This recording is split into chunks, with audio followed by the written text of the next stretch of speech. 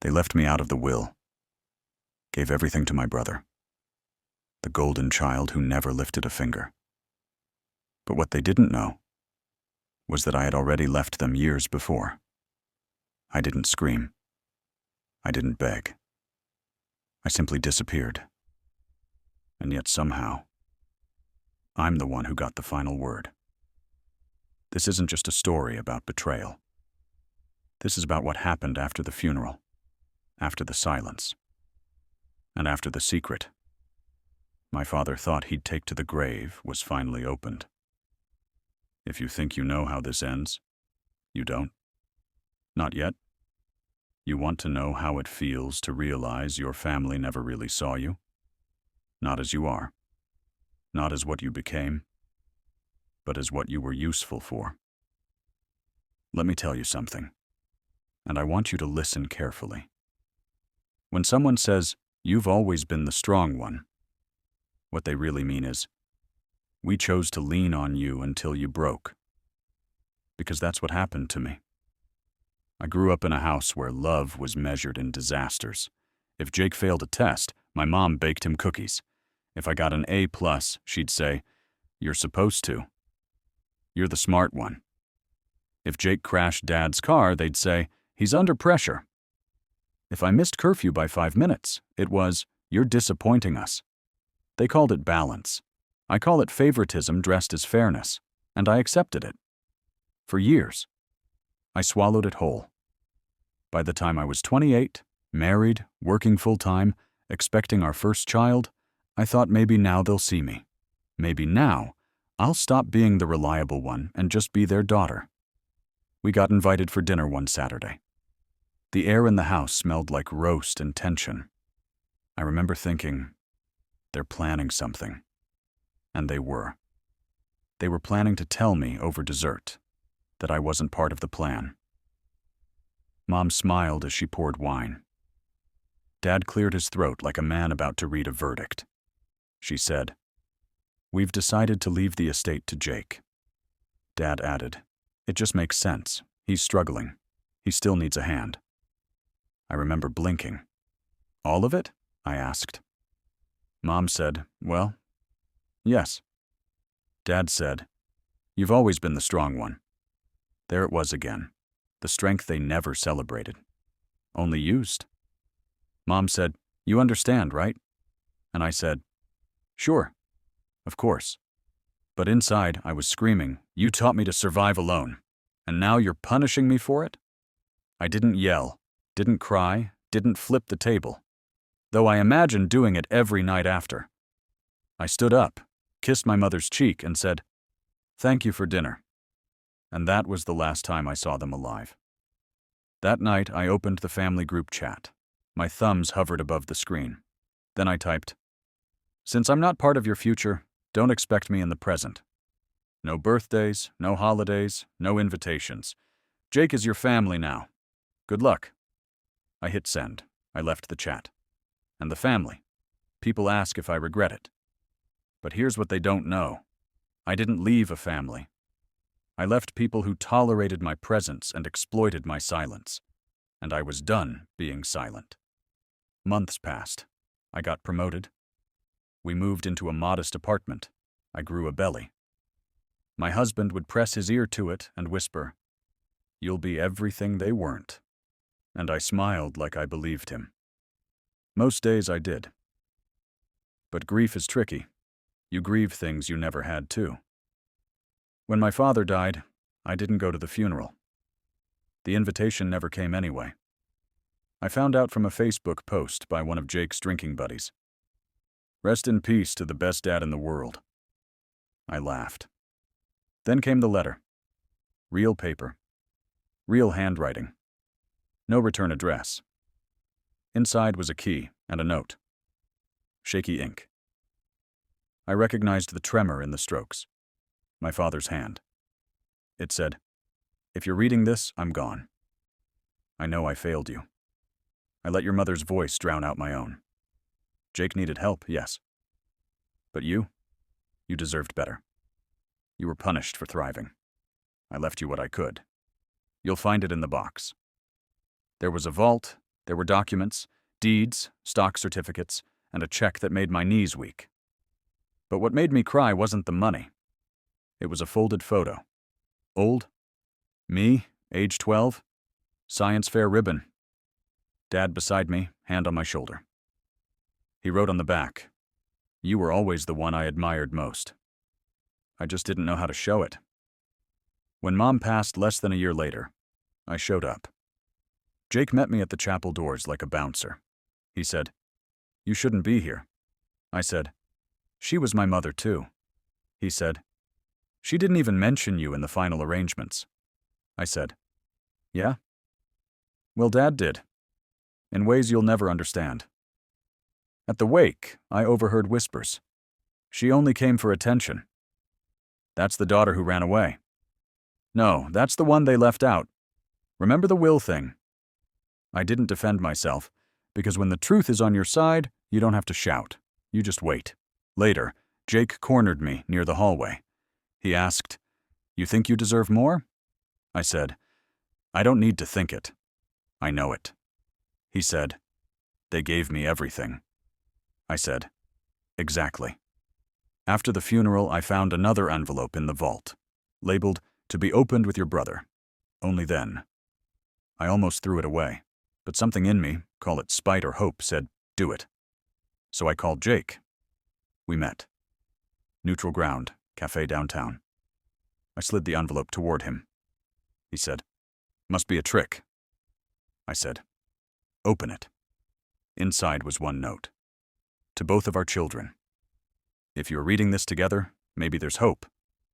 We made many mistakes, maybe you can make less. That day, for the first time in decades, Jake looked at me like I was real. Not the strong sister. Not the overachiever. Just his sister. And he said, "I never wanted to take anything from you." I said, "You didn't have to. They handed it to you." He said, "But they never handed me what you had. Your spine. Your peace." I said, "It cost me everything. We're not close now, but we're not strangers. We check in sometimes." He sends photos of his kids. I send back smiles and birthday cards. And I tell my son, families aren't perfect, but we don't have to repeat them. We get to be new. And that's the truth no will can erase. Strength isn't in how much you carry. It's in what you choose to finally put down. Update. My family left everything to my brother, and I thought I moved on. But now I'm not so sure. It's been 4 years since I told my story. 4 years since I walked away from a family that once told me I was strong enough to be forgotten. If you're listening to this, maybe you remember it. Maybe you were one of the people who said I was brave, that I did the right thing. I believed that too. Back then, I wrote that I had found peace. That the letter from my father, the one he left me after his passing, had healed something. That opening the final envelope with my brother Jake was the start of something new. And for a while, it was. We started talking. Not every day, not even every week. But it was something. He sent pictures of his kids. I sent a Christmas card with Samuel's handprint in red paint. We didn't pretend we were close. But we didn't pretend we weren't family anymore. I thought maybe this is growth. Maybe this is forgiveness. But life has a way of testing the things you think you've healed from. It started small. A voicemail from my aunt. "Jake's been having a rough time. He could really use your help." Then another message from an old family friend. "You should talk to him. He's spiraling." At first I stayed silent. It wasn't my place. I wasn't going to be the fixer anymore. I had my own life, my job, my son, my peace. But then came the knock at my door. Jake, in person, unannounced, holding his hat in both hands like a child. "I lost the house," he said. "Everything Dad left me. I didn't manage it well." I stared at him. The man who once stood between me and my mother's funeral. The brother who inherited the world and still found a way to fall off the edge. "I don't know what to do," he whispered. And that's when it all came back. The years of quiet expectations, of being the strong one, of being the solution. And I made a mistake. I let him in. I said, "You can stay here for a few weeks, until you get on your feet." Weeks turned into months. He slept on our couch, used our laundry, ate our food. He promised every Sunday that next week would be the turning point. But there was always a reason why it wasn't. And I started noticing things. Small things at first. Samuel's birthday card from his grandfather went missing. One of my folders from the lawyer's file, gone. Jake shrugged.